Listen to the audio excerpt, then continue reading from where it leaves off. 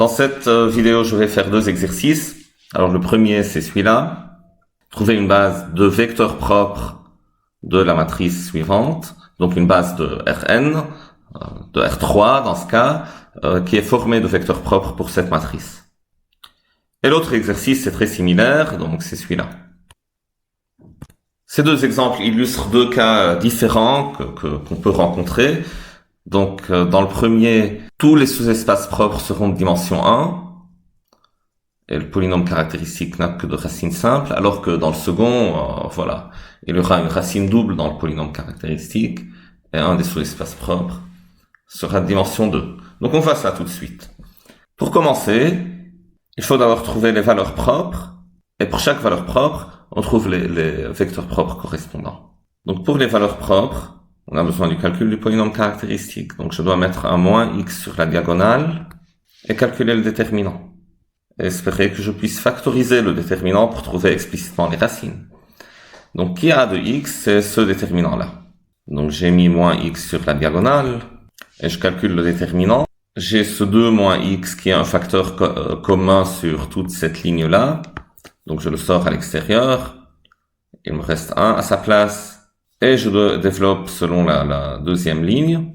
Et le déterminant de cette matrice-là, c'est, bon, voyons, moins 1 à la puissance 2 plus 2, c'est la ligne 2 et 2, c'est la ligne et colonne à laquelle ce 1 se trouve, fois le déterminant de la matrice privée de cette ligne et cette colonne, et donc fois ce terme, moins 1 fois moins 6. Et c'est ce qu'on a écrit ici. On obtient que ça, c'est égal à x2 moins 3x plus 2. Et x2 moins 3x plus 2, c'est en fait x moins 1, x moins 2. Et voilà, j'ai mon polynôme caractéristique factorisé. Clairement, c'est un truc de degré 3, parce que la matrice est de taille 3, et son coefficient dominant, c'est moins 1. Donc, on a dit que en dimension n, le coefficient déterminant caractéristique, c'est moins 1 puissance n. Maintenant, cherchons les vecteurs propres. Donc, pour chacune des valeurs propres, je dois chercher un vecteur propre. Donc, pour lambda égale moins 2, première valeur propre, je dois trouver A, B, C, un vecteur A, B, C, tel que A fois A, B, C, c'est égal moins 2 fois A, B, C. Autrement dit, la matrice A plus 2 fois l'identité fois A, B, C, c'est égal à 0. Donc, j'ajoute 2 à la diagonale. J'obtiens une matrice ici. Et je dis cette matrice fois ABC, c'est la matrice 0, 0, 0. Et c'est quelle matrice que j'obtiens? C'est 6, moins 6, moins 6. Et 0, 0, 0. Et 1, moins 1, 1. La première équation, c'est 6A moins 6B moins 6C égale 0. Je peux la diviser par 6, donc A moins B moins C égale 0. La deuxième équation, c'est 0A plus 0B plus 0C égale 0, donc 0 égale 0. Et la troisième, c'est A moins B plus C égale 0. Et il faut que ce système soit lié. Il faut qu'une équation ne dise rien par rapport aux autres. Et dans ce cas, c'est l'équation 0 égale 0. Sinon, on ne pourra pas trouver une solution non nulle. Maintenant, ce système équivalent au système suivant. Donc, quand j'ajoute les deux équations, j'obtiens 2A moins 2B égale 0, c'est-à-dire A égale B. Et quand je retranche, j'obtiens 2C égale 0. Donc ça équivaut à dire que A égale B et C égale 0. Donc un vecteur propre, par exemple, 1, 1, 0. Je tiens A égale B égale 1 et C égale 0. Et c'est toujours bien d'essayer, en effet, si la matrice fois le vecteur, c'est moins 2 fois le vecteur. Donc je multiplie cette matrice par 1, 1, 0. Et ce que j'obtiens, c'est en effet 4 moins 6, ça fait moins 2. Moins 2 fois 1, ça fait moins 2. Et puis 1 moins 1, ça fait 0. Et c'est moins 2 fois 1, 1, 0. Et c'est bon. Le vecteur 1, 1, 0 est un vecteur propre associé à la valeur propre moins 2. Pour la deuxième valeur propre, donc j'ai lambda égale 1. Donc je retranche 1 de la diagonale de A. J'obtiens cette matrice. Je dois la multiplier par A, B, C pour avoir 0, 0, 0. La première équation, c'est 3A moins 6B moins 6C égale 0. Donc en divisant par 3, c'est A moins 2B moins 2C égale 0.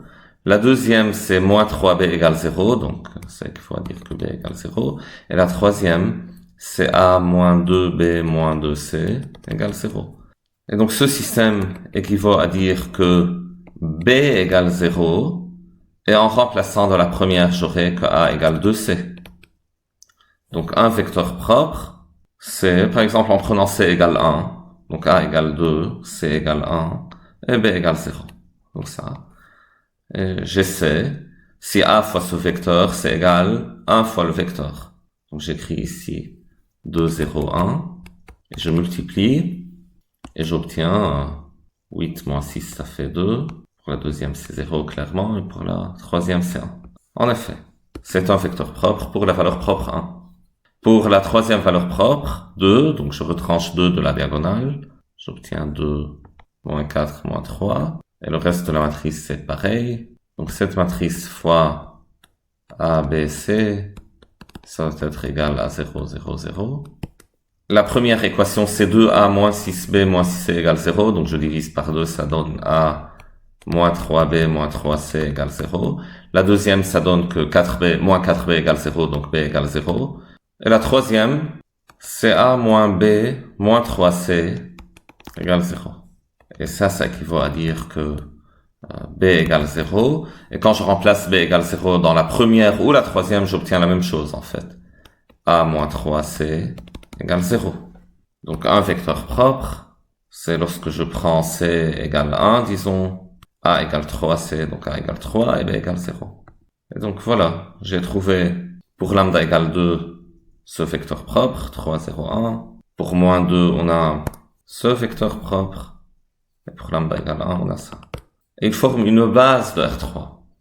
Je peux vérifier qu'ils sont linéairement indépendants, mais on aura un théorème. Des vecteurs propres associés à des valeurs propres 2 à 2 distinctes sont linéairement indépendants. Donc ici, mes valeurs propres sont toutes 2 à 2 distinctes.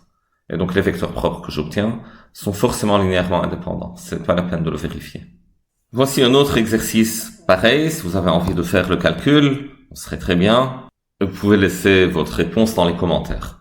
Je fais cet exercice-là, parce que là, c'est un cas légèrement différent du précédent. Mais tout de même, la matrice, dans ce cas, sera aussi diagonalisable. C'est-à-dire, je pourrais trouver une base formée de vecteurs propres. Ce qui est différent ici, c'est que le polynôme caractéristique admet une racine multiple, admet une racine double. Donc, voyons, calculons qui est A. Qui est A de X? C'est le déterminant de la matrice elle-même.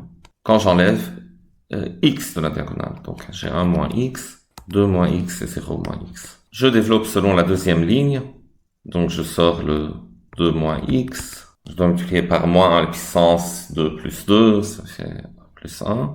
Et il me reste le déterminant de la matrice privée de la deuxième ligne, deuxième colonne. Et donc ça, c'est 1 moins X fois moins X fois 1 moins 2. C'est moins X moins 2 fois... Donc j'ai ce X2 moins X moins 2. Comment je l'écris? C'est X moins 2, X plus 1. Donc j'ai un X moins 2 au carré fois X plus 1. Ça, c'est le polynôme caractéristique. Et là, vous voyez, j'ai deux valeurs propres. Donc, la valeur propre moins 1 va me donner un vecteur propre. Et la valeur propre 2 va me donner soit un vecteur propre, soit deux vecteurs propres linéairement indépendants. Les deux cas peuvent se produire. Si vous ne trouvez qu'un, ça veut dire que votre matrice ne sera pas diagonalisable. Il n'y aura pas une base formée de vecteurs propres. Ça peut se produire lorsqu'il y a des racines multiples. Mais dans ce cas, en fait, on pourra trouver deux vecteurs propres linéairement indépendants pour la valeur propre 2. Je vais commencer par lambda égale 2. Je veux que A moins 2 fois identité fois A, B, C soit 0, 0, 0. Donc j'écris A moins 2 identité, ça donne... Sur la première ligne, c'est moins 1, 0, 1. Sur la deuxième, c'est 0, 0, 0. Et sur la troisième, c'est 2, 0, moins 2. Fois A, B, C. Ça va être égal à 0, 0, 0. Et ça veut dire que moins A plus C égale 0. La deuxième équation, c'est 0A plus 0B plus 0C égale 0. Et la troisième, c'est 2A plus 0B moins 2C égale 0. Donc c'est A moins C égale 0. Voilà. Et on est dans ce cas-là, où non seulement il y a une équation qui ne dit rien de nouveau par rapport aux deux autres, il y a deux qui ne disent rien de nouveau par rapport à la première. Donc la seule condition, c'est A égale C. Et B est quelconque. Et donc je peux prendre 1, 0, 1, qui est un vecteur propre. et 0, 1, 0 est un autre vecteur propre. Donc, en fait, l'ensemble des vecteurs propres, c'est le sous-espace vectoriel où A égale C. Donc, les vecteurs propres, c'est le truc de la forme A, un B quelconque, et puis A, c'est égal à. Et ça, c'est A fois 1, 0, 1, plus B fois 0, 1, 0. Tous les vecteurs de cette forme-là seront des vecteurs propres pour cette matrice. Et une base de l'ensemble de ces vecteurs propres, c'est 1, 0, 1 et 0, 1, 0. C'est ce qu'on a écrit ici. Correspondent à A égale 0, ici, et B égale 1, ou A égale 1 et B égale 0. Et on peut essayer chacun de ces vecteurs. Donc si je multiplie ici par 1, 0, 1, j'obtiens en effet 2 fois le vecteur lui-même. J'obtiens 2, 0, 2. Et si je multiplie par 0, 1, 0, on obtient aussi 2 fois le vecteur. On obtient 0, 2, 0. Parfait, voilà, j'ai deux vecteurs propres. Pour lambda égale 2, et pour lambda égale moins 1, je dois résoudre 2a plus 0b plus c égale 0, b égale 0, et la dernière sera 2a plus 0b plus c égale 0. Donc un vecteur propre sera donné par un b qui est nul, et un c qui est égal à moins 2a. Donc si je prends a égale 1, c égale moins 2, voilà. Un vecteur non nul, je peux vérifier que quand je multiplie par la matrice elle-même, pour vérifier qu'on n'a pas fait une erreur de calcul, ça doit donner moins le vecteur. Et donc ça doit donner moins 1, 0, 2. Et en effet, c'est le cas. Et voilà, j'ai ma base formée de vecteurs propres. Donc ces deux vecteurs avec celui-là. Et je peux vérifier qu'ils sont linéairement indépendants. Mais c'est pas la peine de le faire parce qu'on verra notre théorème. D'abord, ces deux-là sont linéairement indépendants, les deux qui correspondent à la même valeur propre. On le vérifie, ça on le vérifie directement. Mais vous avez que ce vecteur propre correspond à une valeur propre distincte de celle des autres. Et donc, on aura qu'ils sont tous linéairement indépendants. Dans le prochain exercice, je vais donner deux autres exemples, deux autres matrices, qui dans ce cas ne seront pas diagonalisables. On va voir qu'est-ce qui peut causer ce phénomène qu'une matrice ne soit pas diagonalisable.